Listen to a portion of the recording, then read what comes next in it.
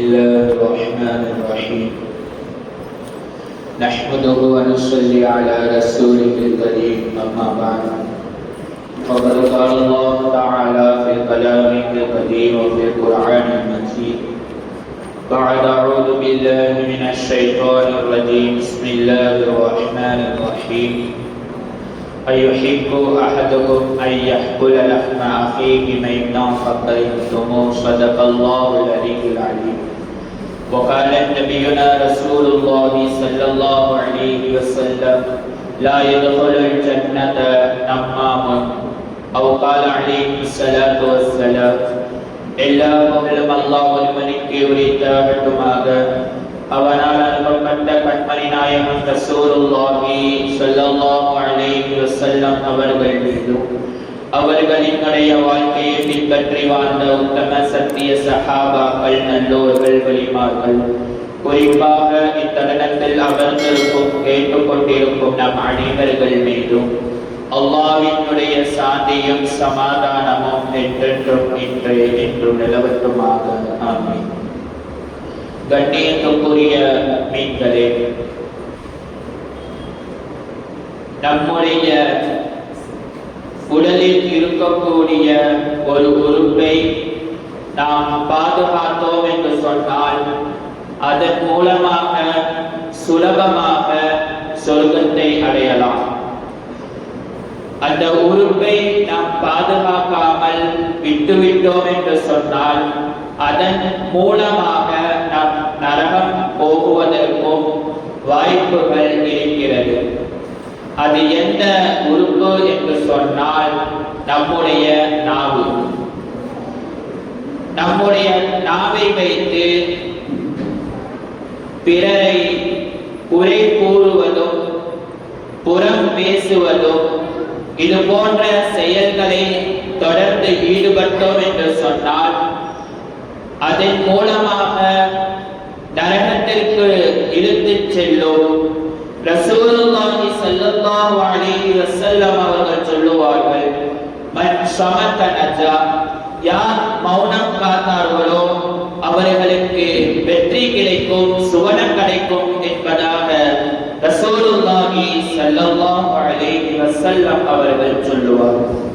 நாம் அனுதினமும் பேசப்படுகிறது என்று சொன்னால் பிறரை பற்றி அவர்களினுடைய குறையை குறித்து அனுதினமும் யாராவது ஒருவரை பற்றி கண்டிப்பாக நாம் பேசக்கூடியவர்களாகத்தான் இருந்து வருகிறோம். அல்லாஹ் சுப்ஹானஹு வ தஆலா குர்ஆனில் சொல்லுவான், அய்யுஹிப்பு அஹதுக்கும், உங்களில் ஒருவரை நீங்கள் பிரியப்படுவீர்களா, ஐயக்குல லஹ்ம அஹீஹி மைத்தன் ஃபகரிஹ்துமூஹ், உங்களுடைய சகோதரனுடைய மாமிசத்தை சாப்பிடுவதற்கு நீங்கள் பிரியப்படுவீர்களா என்பதாக அல்லாஹ் தஆலா குர்ஆனில் சொல்லுவான். இதற்கு விளக்கம் தரக்கூடிய முஃபஸ்ஸரீன்கள் சொல்லுவார்கள், புறம் பேசுவது என்பது மைத்தன் ஃபகரிஹ்துமூஹ், சகோதரன் இறந்த சகோதரனுடைய இறைச்சியை சாப்பிடுவதை போல என்பதாக இதற்கு விளக்கம் தருவார்கள். ரசூலுல்லாஹி ஸல்லல்லாஹு அலைஹி வஸல்லம் அவர்கள் சொல்லுவார்கள், லா யதுகுலுல் ஜன்னத நம்மாமுன், புறம் பேசிக்கொண்டு திரிபவர்கள் சுவனத்திற்கு செல்ல மாட்டார்கள் என்பதாக ரசூலுல்லாஹி ஸல்லல்லாஹு அலைஹி வஸல்லம் அவர்கள் சொல்லுவார்கள். ஒரு முறை ரசூலுல்லாஹி ஸல்லல்லாஹு அலைஹி வஸல்லம் அவர்கள் சஹாபாக்களிடம் பேசிக்கொண்டு இருக்கும் பொழுது கேட்டார்கள், புறம் என்றால் என்ன என்பது உங்களுக்கு தெரியுமா என்பதாக கேட்கும் பொழுது சஹாபாக்கள் எல்லாம் சொன்னார்கள், அல்லாஹு அல்லாஹு ரசூல் அலம், அல்லாஹும் அல்லாஹ்வுடைய ரசூலும் நன்கு தெரிந்தவர்கள் என்பதாக சொல்றார்கள். அதற்கு ரசூலுல்லாஹி ஸல்லல்லாஹு அலைஹி வஸல்லம் அவர்கள் சொல்லுவார்கள், ذِكْرُكَ أَخَاكَ بِمَا يَكْرَهُ, உங்களுடைய சகோதரன் உங்களுடைய நண்பன், உங்களுக்கு தெரிந்தவர்கள் உடன் இருந்து நீங்கள் பேசுவதை வெறுத்தால் அதுதான் புறம் என்பதாக ரசூலுல்லாஹி ஸல்லல்லாஹு அலைஹி வஸல்லம் அவர்கள் சொல்லுவார்கள். இதை புரிகிற மாதிரி சொல்லணும் அப்படி என்று சொன்னால், நாம் ஒருவரை பற்றி பேசுகிறோம், அவர் அந்த இடத்தில் இருந்து நாம் பேசுவதை அவர்கள் வெறுத்தார்கள் என்று சொன்னால் அதற்கு பெயர் தான் புறம்.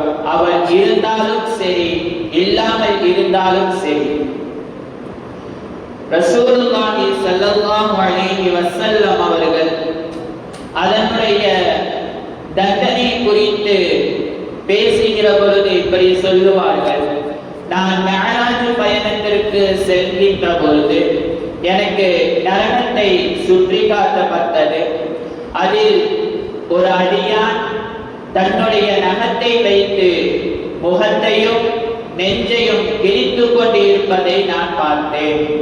இதை குறித்து ஜிப்ரீல் அலைஹிஸ்ஸலாமிடம் நான் கேட்டேன், இது எதற்காக வேண்டி செய்கிறார்கள் என்பதாக கேட்கும் பொழுது அப்போது ஜிப்ரீல் அலைஹிஸ்ஸலாம் அவர்கள் சொன்னார்கள், இவர்கள்தான் உலகத்தில் அடுத்தவர்களை பற்றி புறம் பேசக்கூடியவர்களாக இருந்தார்கள் என்பதாக ஜிப்ரீல் அலைஹிஸ்ஸலாம் அவர்கள் சொன்னார்கள் என்பதை ரசூலுல்லாஹி ஸல்லல்லாஹு அலைஹி வஸல்லம் அவர்கள் சொன்னார்கள்.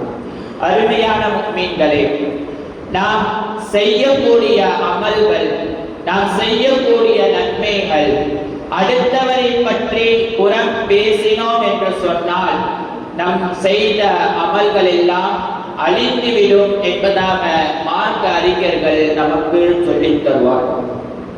பிஸ்தாமி ரஹ்மத்துல்லாஹி அலைஹி அவர்கள் சொல்லுவார்கள், உன்னை பற்றி யாராவது புறம் பேசுவதை நீ வருத்தப்படாதே என்பதாக சொல்லுவார்கள். அதற்கு காரணம் என்று சொன்னால், நம்மளை பற்றி யாராவது ஒருவர் புறம் பேசினால் வருத்தம் என்பது இருக்கக்கூடாது. காரணம், உனது பாவங்களை அவர் சுமக்குகிறார், அவருடைய நன்மையை நீ சுமக்குகிறாய் என்பதாக பிஸ்தாமி ரஹ்மத்துல்லாஹி அலைஹி அவர்கள் சொல்லுவார்கள். நாம் என்னதான் நோன்பு வைத்தாலும் சரி, என்னதான் இரவு முழுவதும் நின்று வணங்கினாலும் சரி, ஹஜ்ஜுக்கு சென்றாலும் சரி, தொழுகையில் ஈடுபட்டு 5 காலம் தொழுதாலும் சரி, பிறரை பேசுவதன் மூலமாக, அவதூறுகளை பரப்புவதன் மூலமாக இந்த விஷயங்கள் எல்லாம் செய்கிற பொழுது நாம் செய்த அமல்கள் அனைத்தும் அழிந்து விடுகிறது என்பதாக வழிமாறுகள் நமக்கு சொல்லித் தருவார்கள்.